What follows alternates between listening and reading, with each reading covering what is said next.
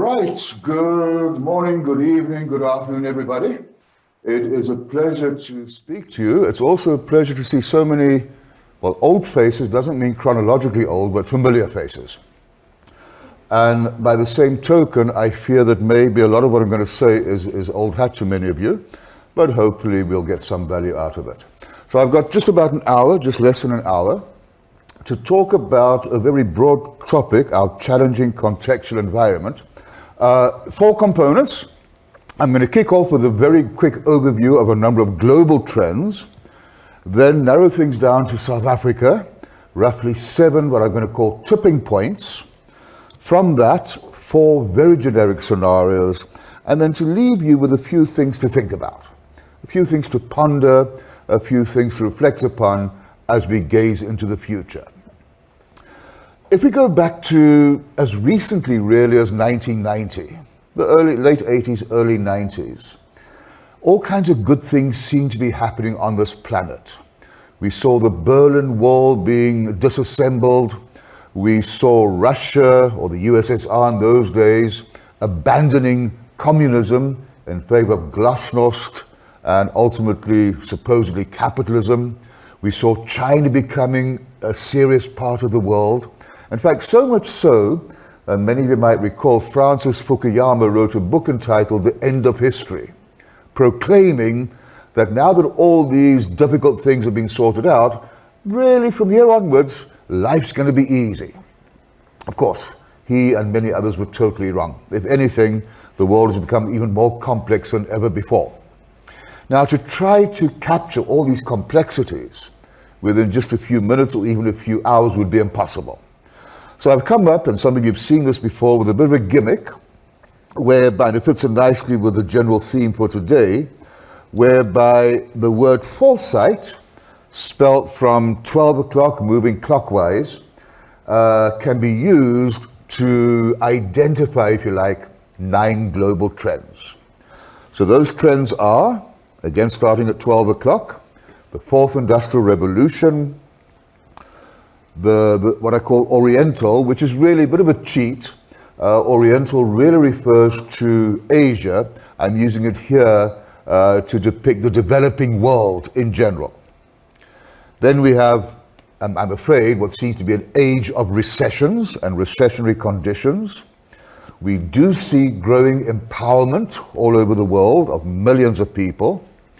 But at the same time, obviously, we're becoming increasingly and deservingly more concerned about the pressure on our precious limited resources.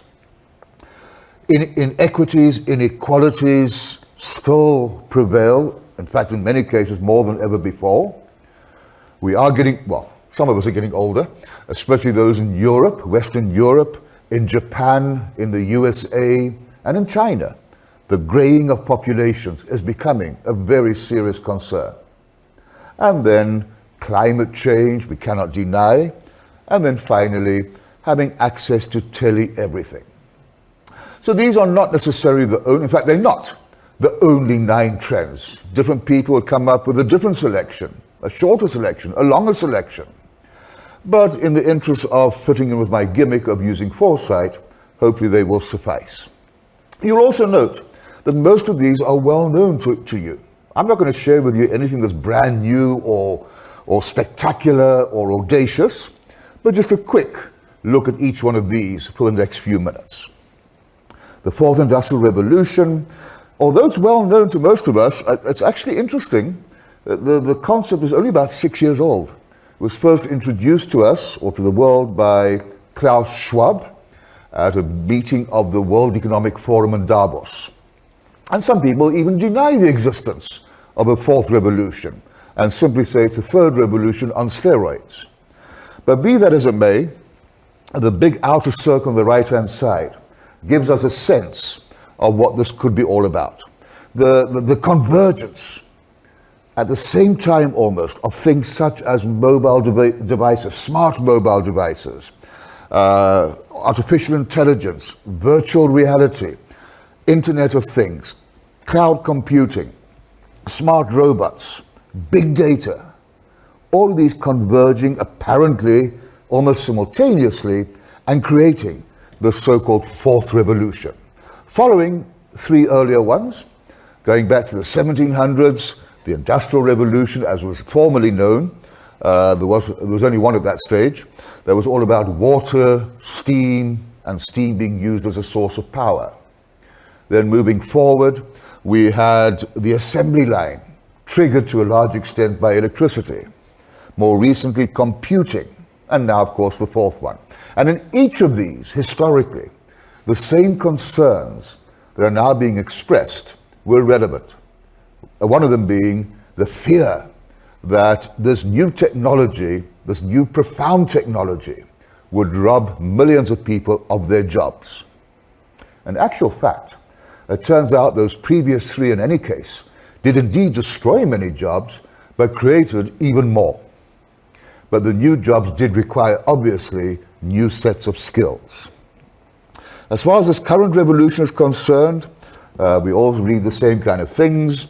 It could entail anything ranging from robotic pharmacists, 3D printed cars, implantable mobile phones, driverless cars, obviously, 3D printed body parts, organs being transferred or transplanted into your bodies, corporate audits being conducted by artificial intelligence, and my favorite one at the bottom, the first AI machine serving as a fully fledged member of a board of directors, which I presume could also imply an AI machine serving as a cabinet minister.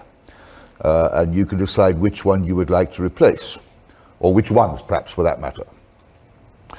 This is probably gives us a taste of what this is all about. From here onwards, I do believe, and I'm not a tech person, that there's a lot of hype about what this all entails. Lots of perhaps exaggerations, lots of people spouting forth on the dangers and or the benefits of this revolution. There does seem to be a fair degree of consensus, let me move on a bit, that many people will need to find new jobs. McKinsey not decided, but found that by the year 2030, around about 45% of people in Japan will need to find new jobs. In the USA and Germany, round about a third. That's the easy part. I think the more difficult part is trying to figure out, well, what are these new jobs going to be?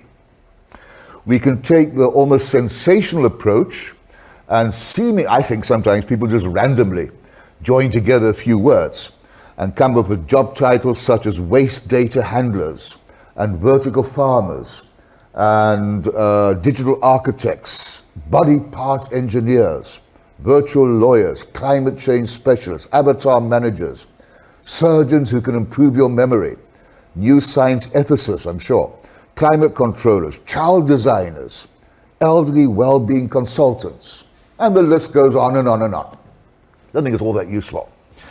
I think what might be more useful is having a look at the potential kind of skills or talents that will be relevant and important in this new revolution. This list comes out quite frequently, the top 10 skills, this time for 2025. I think what's noteworthy here is that most of these skills require things such as analytical thinking, active learning, complex problem solving, critical thinking, creativity, reasoning, resilience, etc. Only two of them actually use the word technology. But the one I find even more interesting is the one that looks at the required talents. Now, this shows us the four revolutions, and for each one, in the right-hand side, the required talents. So the first revolution was all about physical labor, basic engineering. The second one, business acumen, reducing risk. The third one, the more recent one, the current one in many cases, deep expertise, STEM, science, technology, engineering, and maths.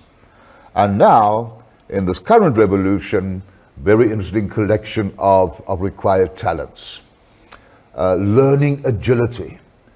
This puts a new perspective on lifelong learning. This really is lifelong learning, but learning new things often and learning new things quickly. Agility. or adaptability, being able to adapt to new circumstances almost overnight. Empathy and transdisciplinary. And transdisciplinary thought, those of you who've done the course or are busy doing the course or the courses in future studies, will recall the distinction between, well, disciplinary, multidisciplinary, and transdisciplinary. This is a step beyond just multidisciplinary. This is where you have experts in seemingly totally different fields joining forces along with people in the world of business and producing between them brand new knowledge. These are the kind of talents that will probably be required to be truly successful in this fourth revolution. I need to carry on because time is not our biggest friend. Oriental is my way of illustrating and confirming a very clear power shift that's been occurring for the last couple of decades at a global level. So let me start off by showing you the 10 largest economies on this planet. There are 218, so I'll start with number 10 and then obviously lead up to number 1. So the 10th biggest is Brazil. By the way, these numbers or calculations are based on the gross national income of the countries and expressed in terms of purchasing power parity, where the value of a dollar, or the buying power of a dollar, is equalized across countries. So number 9 is Indonesia. Then we have the UK, and just across the channel we have France, Russia, Germany. Then we have Japan, and the third position India, number 2 the USA, and number 1 China. So the point is that of these 10 largest economies, 5 of them are not developed economies. They are less developed economies, if you like, namely Brazil, Indonesia, India, Russia, and China. If we look at the next 10, then we see Mexico, Turkey, and Thailand make the next 10 biggest. Again, these are not developed economies. And the next 10, and I'll stop here, only one of the next 10 is actually a developed economy, namely the Netherlands. The others, Egypt, Philippines, down to Colombia, are all developing economies, which means either lower middle income or upper middle income economies, as opposed to being high income economies. So in terms of production of goods and services, there's a very clear power shift occurring. That's not to say that the USA and Japan and Europe have become unimportant or trivial. Not at all. It's just that they're no longer the only kids on the block. While we're here, just for interest's sake, you might wonder about South Africa. Out of 218 economies, where do we fit in? And the answer is, there we are, 32nd biggest economy. Out of 218 is not too bad. Means we have a bigger economy than most, a bigger economy than 186 others.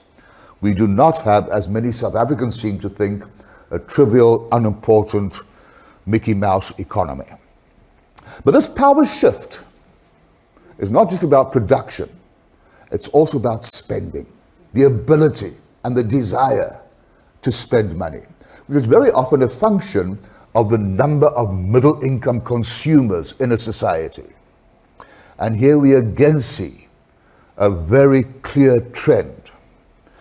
This work was done a couple of years ago by the Oxford Martin School, a very well-resourced research institute at Oxford University, initially funded by John Martin, and they able to employ the services of literally world experts and Nobel Prize winners in a whole range of disciplines.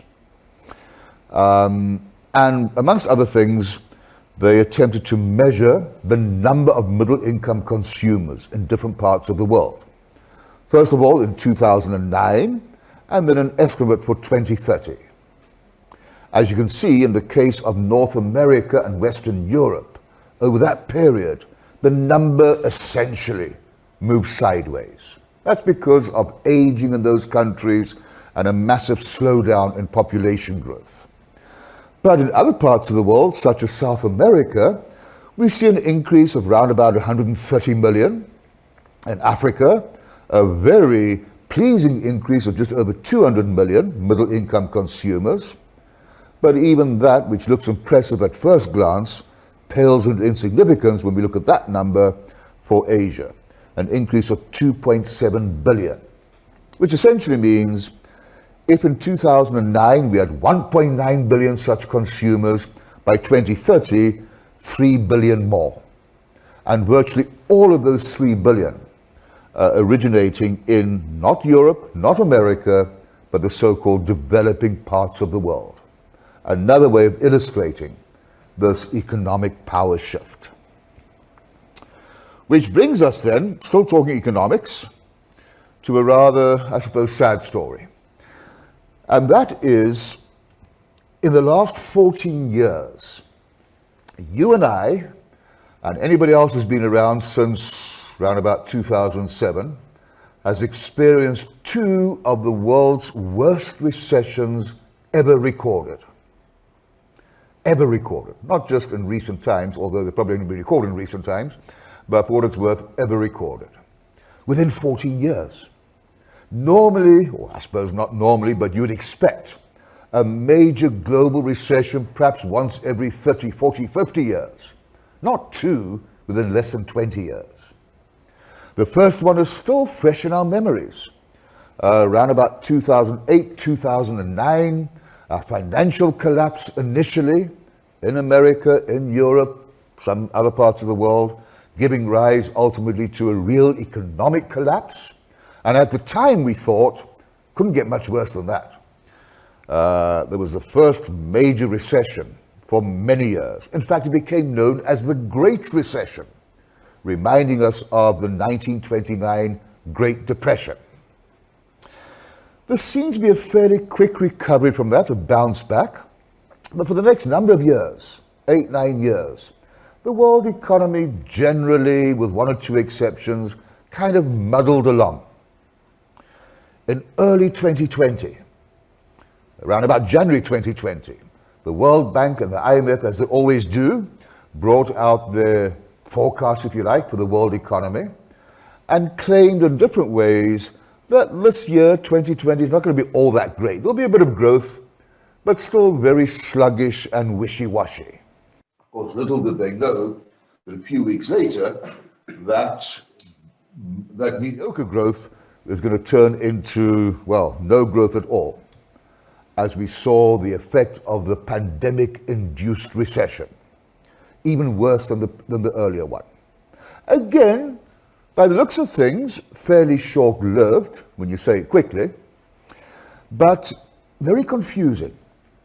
I think, to be perfectly honest, no one really knows how to interpret, how to diagnose this recession, much less how to prognose this recession.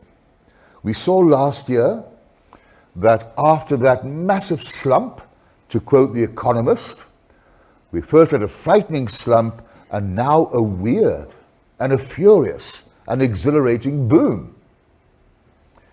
But let's not be deceived. There are still some very real fault lines in the world economy. Not least of which, controversially I suppose, but there's already evidence emerging that in those countries where vaccination rollouts have been comprehensive and effective, that economic growth is recovering, well, more robustly than in those countries where such programs have been less comprehensive and less efficient. So we all know the old saying, the haves versus the have-nots. Now they're talking about the jabbed versus the jab-nots. And in a certain sense, the tale of two recoveries. Then we started noting last year, obviously, that supply chain disruptions were becoming a very real thing, and a frustrating thing, because consumers and producers were sort of coming back into the market after that awful 2020, but the market wasn't always able to meet this recovered demand. Meanwhile, after the first recession in 2008, and again in the wake of the second one, governments and central banks did their very best to stimulate their economies, to help their economies to recover, especially via exceptionally low interest rates. They were able to do that partly because inflation rates until about a year ago were remarkably low. In 2020, the Bank of England stated that the world inflation rate at the time, 2020, was the lowest it has ever been.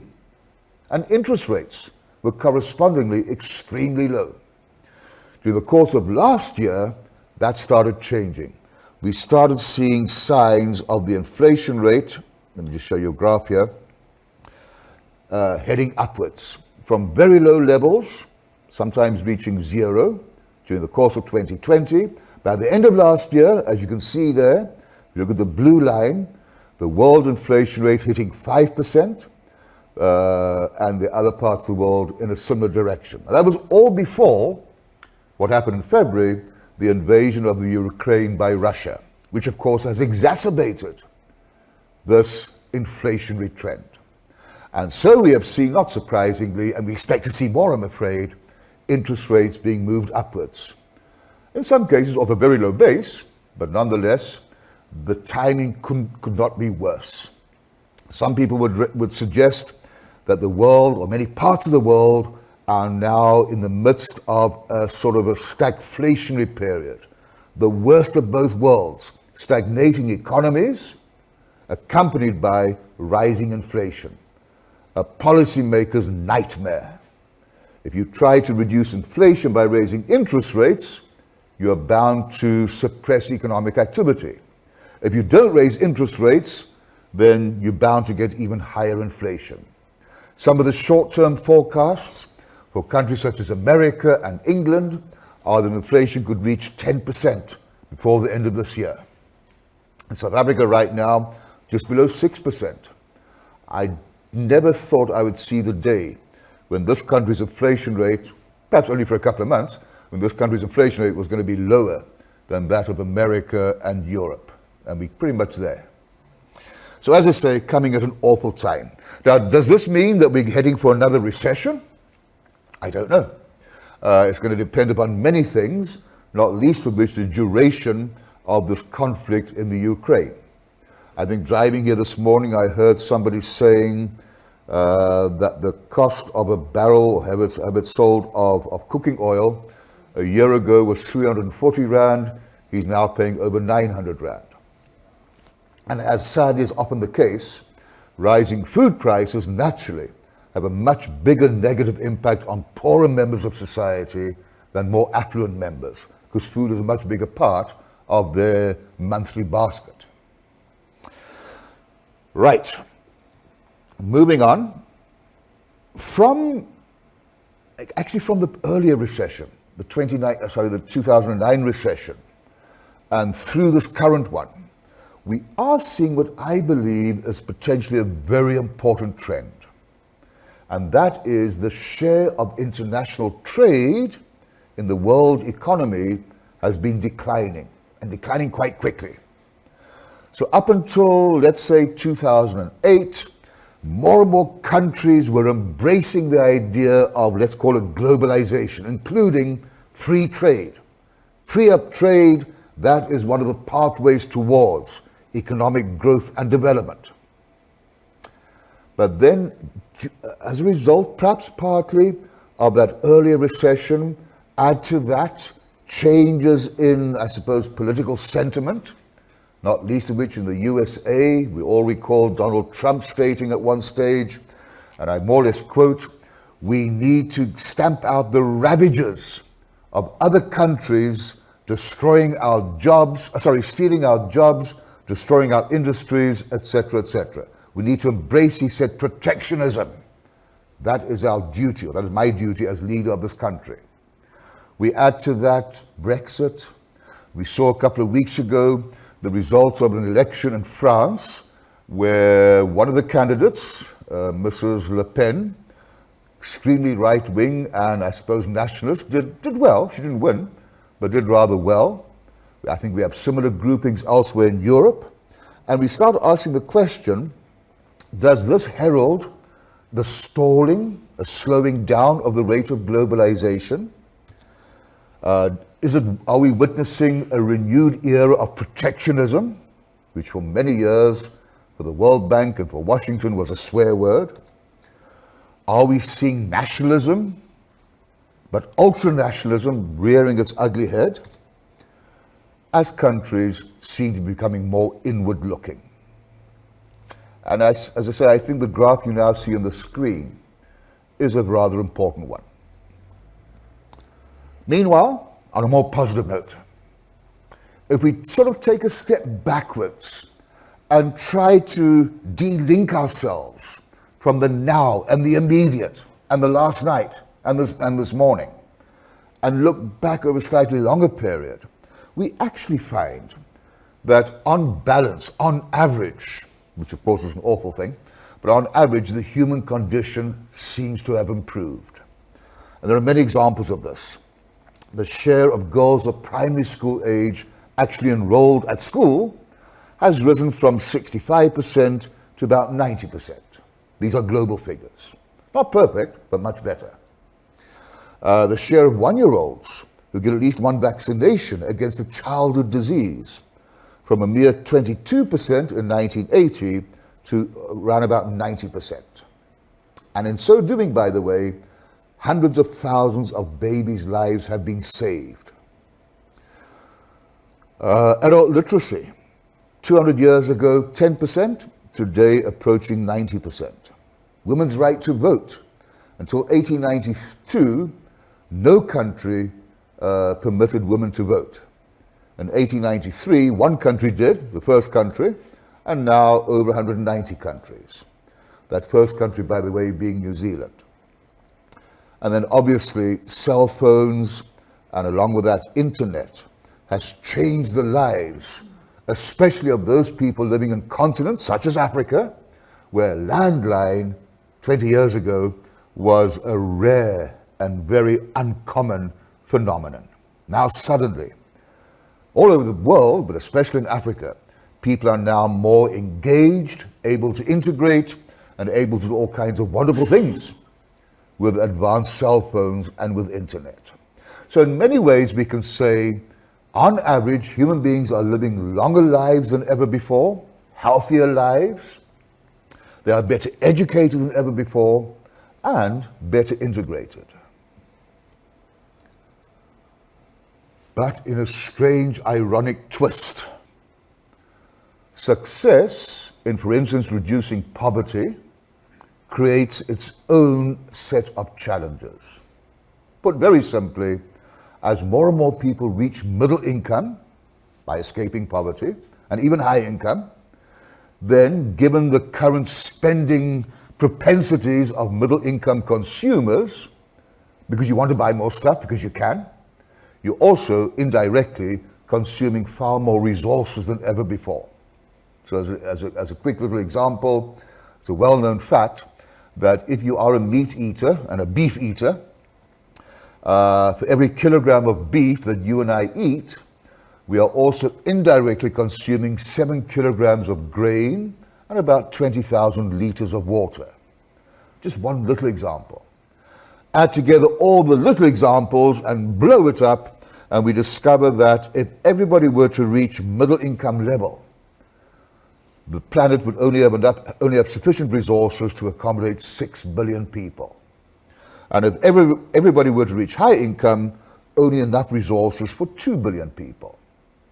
So in short, the problem is we are faced with the challenge of surviving prosperity, which sounds deliberately paradoxical, using the word challenge and survival and prosperity in the same sentence, but that's indeed what it is. And despite the vast improvements across the planet, and just as a slight footnote here, since around about the year 2000, the number of people on this planet who have escaped poverty is unprecedented. The number and the speed at which they've managed to escape poverty. So roughly speaking, in the year 2000, there were about 1.9 billion people living in poverty. Today we're looking at around about 750 million. Still too many, obviously, but a rapid decline. And yet, despite that, income inequality, if anything, is getting worse.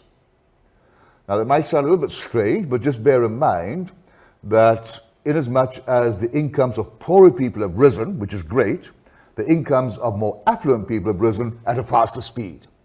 So whilst everyone might be better off, some are much better off. The Gini coefficient is a measure of inequality. The darker the country is shaded, the higher the Gini coefficient, which means the higher the inequality. So a high number and a dark color is not good. The lighter the shading, the lower the coefficient, and therefore the lower the inequality. So a low number and a light shading is good.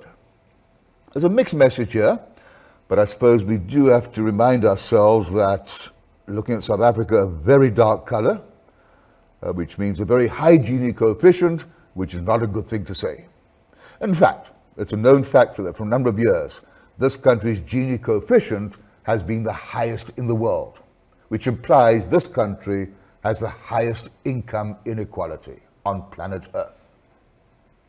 Mainly brought about, by the way, because of unemployment.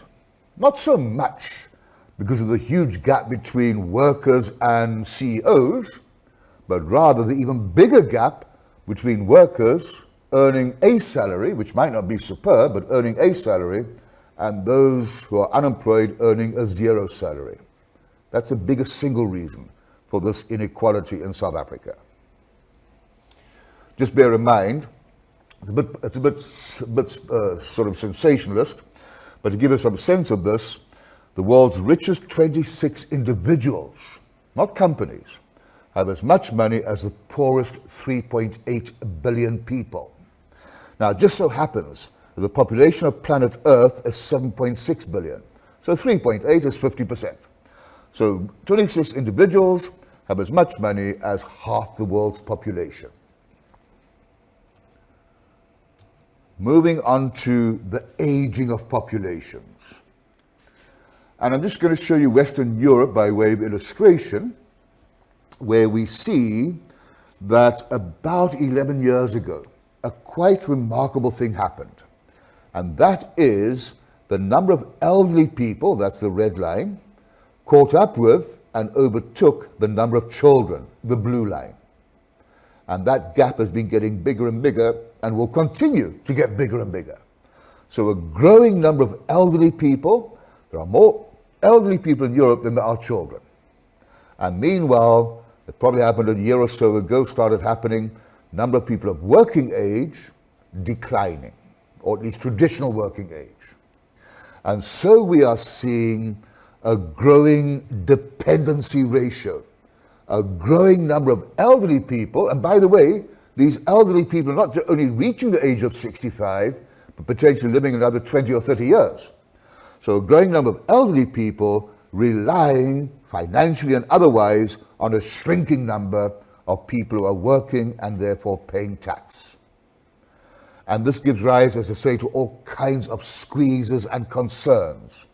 Pension funds coming under pressure, social welfare funds coming under pressure, labor productivity actually showing signs of declining. And the implication of this, there are a number of possible implications. One is, and I'll just mention the one to save time, that retirement age of 65 might become a fond and distant memory in the years that lie ahead. As a somewhat cynical, I think, anonymous American author pointed out a couple of years ago, more and more people in Europe are realizing they'll only be able to afford to retire about 7 years after they die. So people are going to have to work longer and longer, and in Germany, Netherlands, and I think Belgium, compulsory retirement age has already moved up to about 67, 68, and it could move up even further. As I say, there are many other implications, but I'll just stick to that one. In Japan, the situation is even worse. So much so that a recent demographic projection showed that at the current rate of aging in Japan, and amongst other things that gives rise to a negative population growth rate. By the end of the century, Japan's population could be lower than 20 million. At the moment, I think it's 80, 85, 90 million. They also say in Japan that for the last number of years, the sales of adult nappies, diapers, have exceeded the annual sales of newborn babies' diapers or nappies. Because in Japan, more people reach the age of 80 every year than the number of babies born every year in that country. America is slightly younger than Europe and Japan, thanks largely to a decades-long injection of youth, as it were, from South America and from Mexico. And China is also getting old quite quickly. Not too long ago, 30-odd years ago, 35 years ago, life expectancy in China was only 49 years. It's now 76 and rising. And we add to that, as we all know until a few years ago, one child per family policy. And in a country with 1.5 billion people, or despite 1.5 billion people, there are signs of labor shortages in some parts of China, with some factories already outsourcing some of the activity to neighboring countries. Africa, of course, has a much younger population, substantially younger, which could raise the possibility of something called a demographic dividend. Having a young population, and especially relatively few elderly people, and a large and growing population of working age, does create one of the requirements. Not a sufficient requirement, but one of the necessary requirements for a so-called demographic dividend. It does mean, of course, that all our young and future young people of working age will need to be appropriately educated. Meanwhile, climate change, and I do not profess at all to understand climate change, I comfort myself with the fact that even experts seem to have some difference of opinion. But the evidence regarding the world's temperature seems to be pretty clear. As you can see there, well, this graph shows us going back about 2,000 years, the deviation from the long-term average. And from round about, well, let's say the beginning or the halfway through last century, but especially the beginning of this century, this deviation is going to be extreme, extremely extreme. We all know about some of these magical cutoff numbers, but I always find it interesting to note that in the past, a very small deviation from the long-term average gave rise to either an ice age or a warm period. Very small deviations. We are now looking at a much bigger deviation. The point I do want to make is that inasmuch as human beings should be held accountable for climate change through industrialization, then Africa is probably least responsible for all of this. But Africa is probably most vulnerable in terms of things such as water scarcity, demographic shifts. We can contemplate the possibility of, in some countries or some regions, with no more water, no more food, people might need to migrate permanently to other countries or other parts of existing countries. Crops declining, of course, hunger becoming a very real thing, and then also coastal risk, with the polar ice caps melting and sea levels rising. Which leaves us then with, in some ways, closing the loop, almost where we started.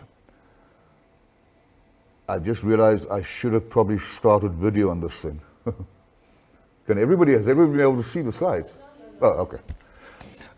Tell you everything, especially, well, not especially, but in this case with an African focus, with people, more and more people using internet, gaining therefore access to things such as teleeducation and telemedicine, and of course, mobile money, enabling millions and millions of people on this continent over the last few years really, for the first time ever, able to use the financial system, able to pay money, receive money, pay accounts, and the like, granting them access to one of the lubricants of a modern economy. Facebook users, e-books, e-libraries. If you've got a smartphone, you've got bandwidth, doesn't matter where you live. You could be in the middle of the jungle or the middle of the desert. you've got access to these things. We had a student a couple of years ago who lives and works in the Kalahari Desert. He was in class every week. The assignments were on time every week. He wasn't really in class. He was in that kind of class, but nonetheless, he was in class, despite living in this total, seemingly barren, deserted desert. So that's the kind of lovely things happening as well. Put it all together, there they are, and now I cannot help but share with you my favorite quote, which I'm sure many of you find awfully boring by now, but a quote by Kees van der Heyden, which links up nicely with some of the earlier comments made, and what you've hopefully learned from us. We cannot make predictions. There it is again. Things are too complex. It's dangerous to make predictions. They're going to be wrong. If you base your strategy on a wrong prediction, well, then your strategy is not all that great. But, says Van der Heyden, we can learn from recognizing what he calls dots on the horizon, signs of change that will affect everybody. And once you've identified these dots on the horizon, you then need to think about the significance of these dots. What stories are they telling us? And once you work that out, you then figure out how to adapt to these signs of change, which we can translate into three basic questions. What's going on out there? So what, and now what? What I tried to do in the last half an hour or so is partly answer the first question, what's going on out there? At a very, let's say, generic level. The question, or the answer to the next question, is up to you, but I would say that the significance of these trends is unavoidable. Every single country, every single entity on this planet will be affected. Some more than others. Some in different ways. Exactly how they're going to be affected, we cannot say. But I think what we can say is that these kind of trends and others are creating a future landscape which is not the same as that of today, and certainly not the same as that of yesterday. One would typically, one would, if you want to take this a step further, perhaps do a few scenarios to consider the significance of these things. And perhaps just to put this into further context, it's a wonderful example, we often read experts claiming that by the end of this century, life expectancy in some countries could be 180 years. Now, in terms of foresight and future studies, we will never predict that. We will never say by the end of the century, people live to the age of 180. What will we do? Well, first of all, we will suspend disbelief and say, well, let's consider the possibility. If it were to happen, what would the significance be? We're not saying it's going to happen, but let's take it on board as a possibility and not just reject the idea, because it seems to be beyond the realms of possibility. So if it were to happen, what are the implications? Does it mean that we'll have our last child at 150 and retire at 160 and live another 20 years gracefully? Does it mean we'll live in a household with our parents and grandparents and great-grandparents and children and grandchildren and great-grandchildren? What will it mean for our transport needs? Where we'll be living? How we'll be living? Will we still go to the shops? Etc., etc. That's how we use foresight. And you know this. I'm just driving home the point. So we won't predict it, but rather consider the possible implications. Right. I think I've got, Doris, is it 15 minutes left? Okay. So I'll make this as quick as possible. Everything I've said so far is applicable, directly or indirectly, to any entity anywhere on this planet. In South Africa's case, just bringing things a bit closer to home, I think we're all aware, I'm going to skip a few to save time, we're all aware of this country's reality. We're all aware that we find ourselves, I believe, and have for the last 10 years, in a rather tricky position, in the sense that whilst we have achieved many elements of a democracy, which is great, So we do have a progressive constitution, a world-class Bill of Rights, generally free and fair elections. We're no longer isolated for political reasons as we were pre-94.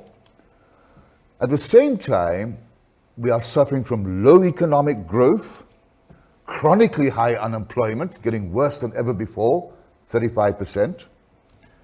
Poverty is still a reality, and of course, as I mentioned earlier, very high inequality.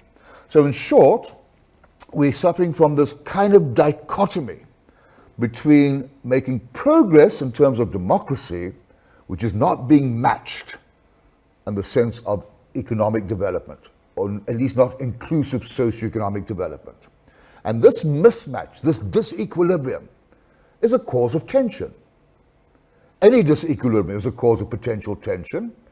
And if this tension is not resolved in a friendly, peaceful fashion, it might be resolved in an unfriendly, less peaceful fashion.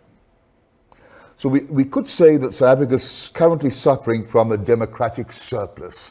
The speed of democracy is outstripping the speed of inclusive socioeconomic development. And of course, ideally, one would want to be in the top right-hand corner of this little diagram, the best of both worlds.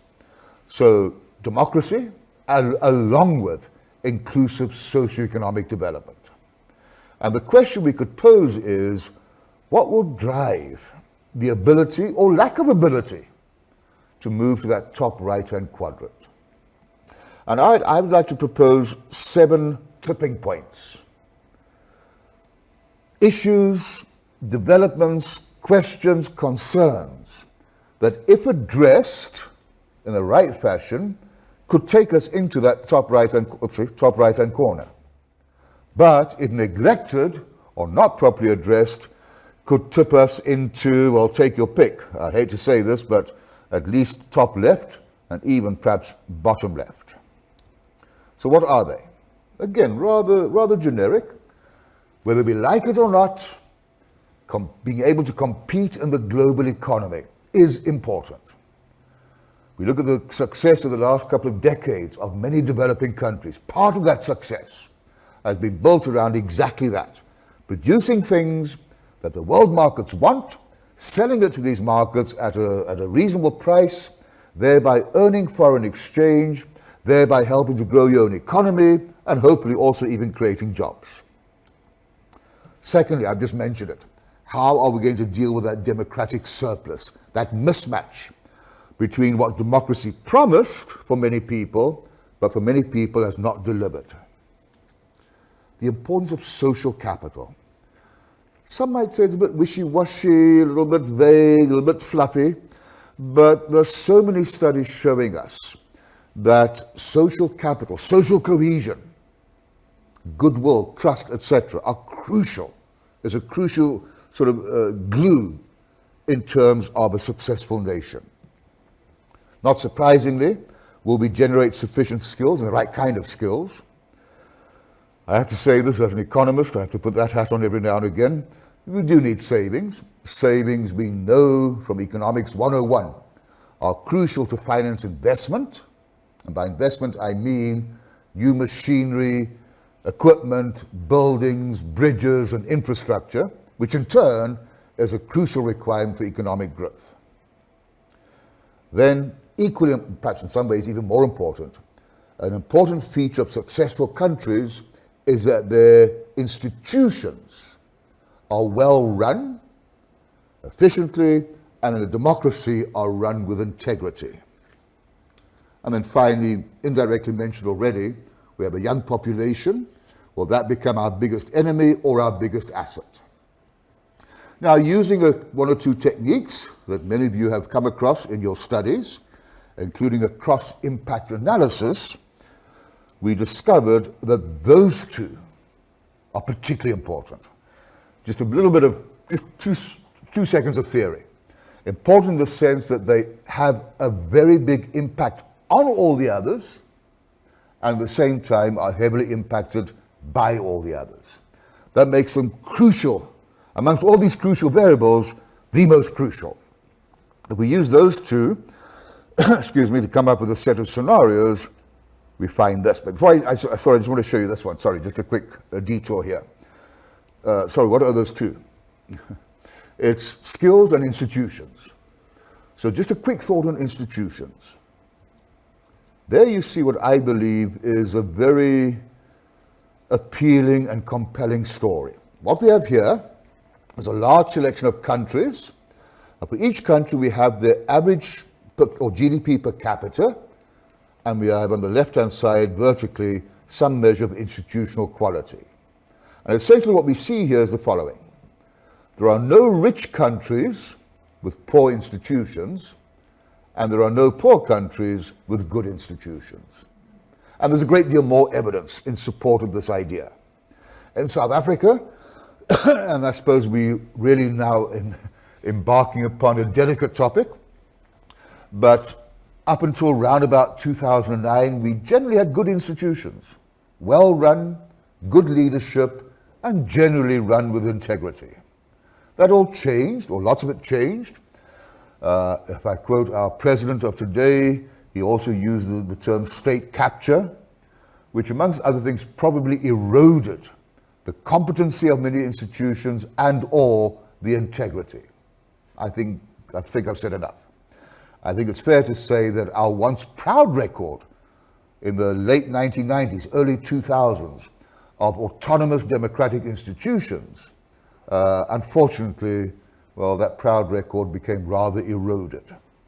So, in terms of the scenarios, I'm going to skip these to save time again. Whoopsie. In terms of the scenarios, the two, what we would call key uncertainties, are about skills, the right kind of skills, and then secondly, about our institutions. Will we, in let's say the year 2032, have an institutional renaissance or institutional decay? Will we have sufficient appropriate skills or will we not?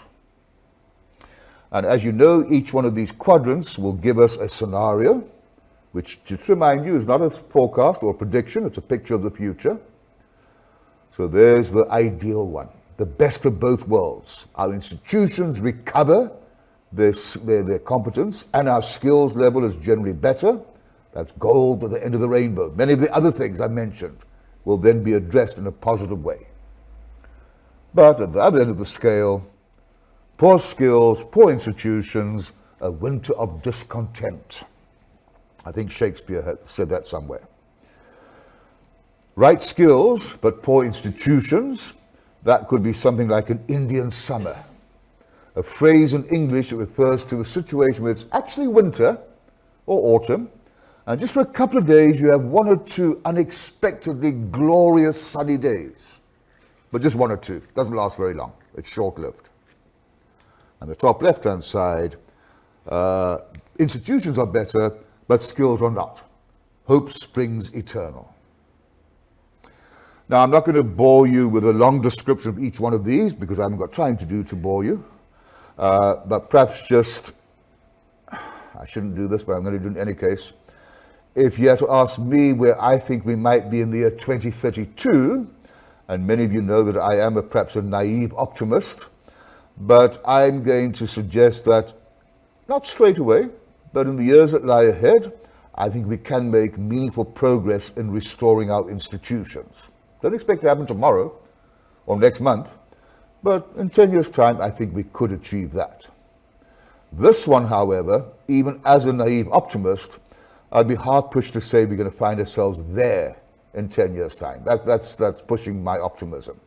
I think we could make progress, but we've got a long way to go. Education is a long-term project. As a wise old man once said, if you want someone with 12 years of education, well, guess what? It takes about 12 years. So it's going to take a while to improve that. So I think in 10 years' time, perhaps we're going to find ourselves, hopefully, in this quadrant. Not the best place to be, but not the worst place either. On the right track. Keep up the good work with institutions, and then ensure that our skills level gets better and better. 10 years after that, well, then we might have enough, that might give us enough time to head towards the early stages of having the right kind of skills. I want to leave you with just a few thoughts. I've got 5 minutes left, Doris. Or let's pretend we've got 5 minutes left. I'm going to leave you just with a few thoughts in conclusion to think about, and even then I'm going to be selective. Despite the fact that all over the world we talk about the digital economy and heading towards services, etc., brick and mortar remains important. I don't think it'll ever be either or. You need factories, especially developing countries, to create jobs. And those jobs in a country like South Africa, which we're talking about right now, require, amongst other things, a much stronger and bigger manufacturing sector.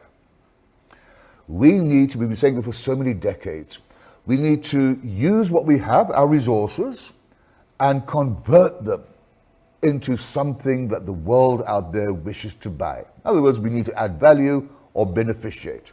I don't think that reality will ever go away.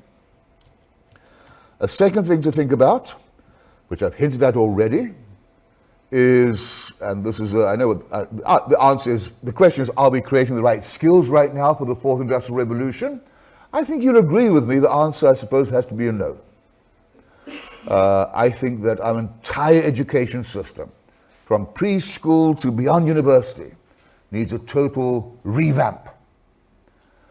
In the sense that, yes, the subjects we are doing are probably important, but they don't really teach us, and I know I'm being recorded now, but things such as learning, agility, adaptability, etc.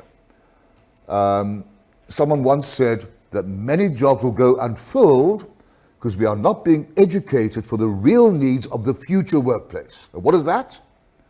A higher quality education that integrates general knowledge in both the arts and sciences with emerging technology. And adding to that competencies in creativity, tolerance, appreciation of diversity, and social skills. The interaction between human capital and technology is crucial because improvements in productivity are achieved by combining technology and human capital, especially skilled labor. And by saying that we want arts and sciences and competencies and creativity, tolerance, etc., we have a new sort of take on STEM. STEM, science, technology, engineering, and maths. We can now talk about STEAM. So adding the letter A, which stands for arts. So combining, I shouldn't use these words, and I'm sure my colleagues, especially Charlene, will forgive me, but combining the hard science with the soft sciences. Right. We need to recognize, we think we do, we pretend we do, we pay lip service to the idea, but truly we are finding all over the world that entrepreneurs, small entrepreneurs, doing their own thing, looking for small opportunities, employing a handful of people, they're the ones who make the world go round. We need to not just say that, but also recognize it in a very real sense and make it as easy as possible for entrepreneurs to do their own thing. The agricultural sector needs all kinds of transformations, sometimes hard transformations. To be truly competitive, it also needs to embrace the fourth IR. Then we need to remind ourselves repeatedly, as difficult as it is, there's no quick fix. You cannot undo years and years and decades of mismanagement and warped resources overnight. As Lionel Messi said, he's a soccer player by the way, took me 17 years and a number of days to become an overnight success. There is no quick fix. We need a mindset change. I find it very disappointing, always have, speaking to many groups, not just in this country, but also in Africa, and you get the impression that they think, well, you know what, we're pretty useless, we have been forever and ever, there's no salvation for us, we'll just sit back and wait for things to develop, and if it develops against us in our favor, great. If it doesn't develop in our favor, well, that's life.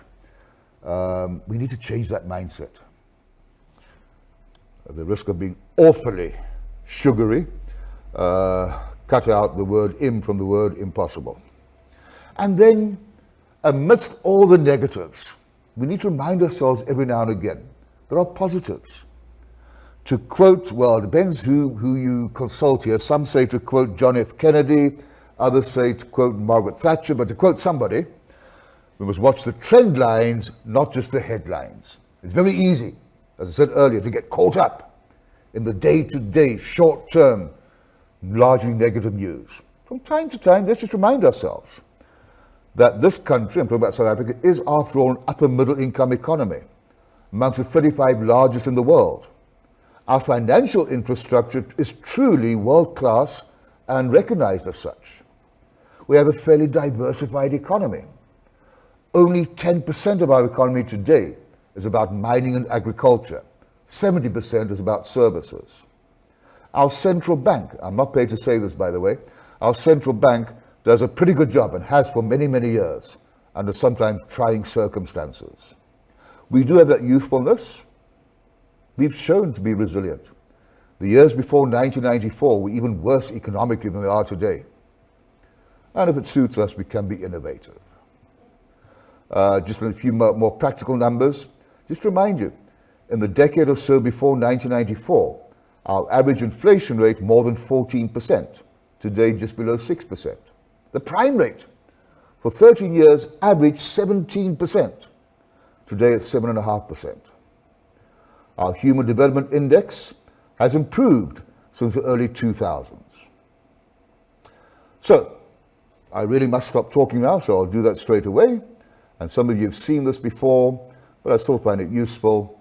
In the context of today's session, if people ask me what does the future look like, my response could be what you want it to look like. It's up to you to decide. And on that bit of Pop Psychology 101, I thank you very much and bid you I was going to say bid you fond farewell. That sounds awful. But thank you. Enjoy the lunch. Yes. Thank you very much. Thank you very much, Andre. As always, it is so great to listen to you, sharing with us those trend lines that we could focus on. So thank you very much for all of that. It is such a pleasure at the IFR. We live very close to the academic program, and it is such a privilege to have Andre involved in so many of our contracts and projects where we engage with commissioned research clients, where we can still use your cleverness in facilitation and guiding processes.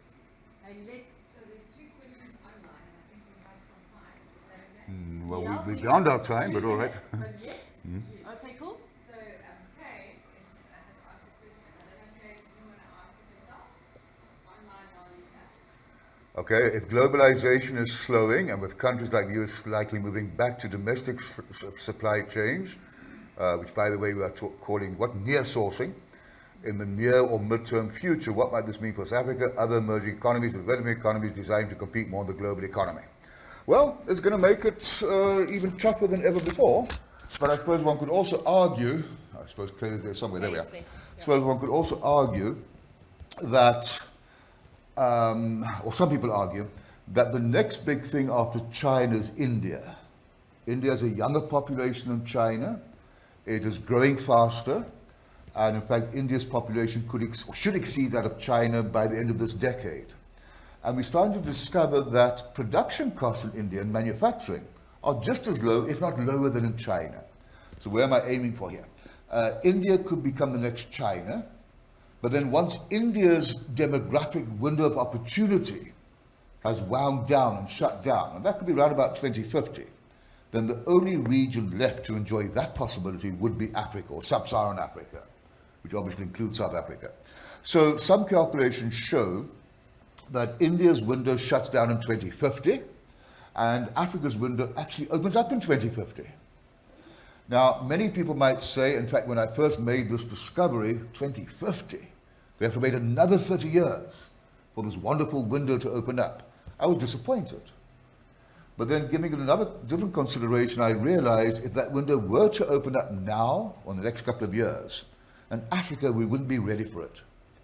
Being ready in terms of having the right kind of skills.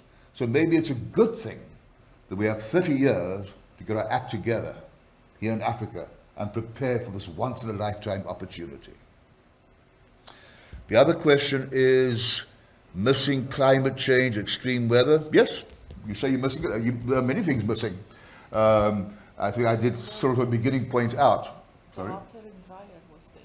Yeah, but I did point out that this is my selection of 9.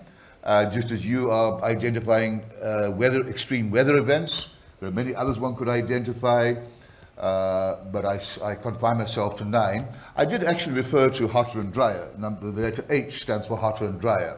So I did refer to climate change, which, by the way, is apparently the correct word. One shouldn't talk about global warming, but climate change. So I did indirectly refer to that. Okay, and Jerry is now giving us a third question. Oh no, she's making a comment. Oh, the African Continental Free Trade Agreement could boost more intra-Africa trade. Yes, it could. It's early days yet, but promising. That agreement or that free trade area was established just over a year ago, potentially the biggest free trade area in the world, as long as all the signatories play ball. And things go according to plan, it could raise intra-African trade from the current 13% of Africa's trade to around about 20 or more percent.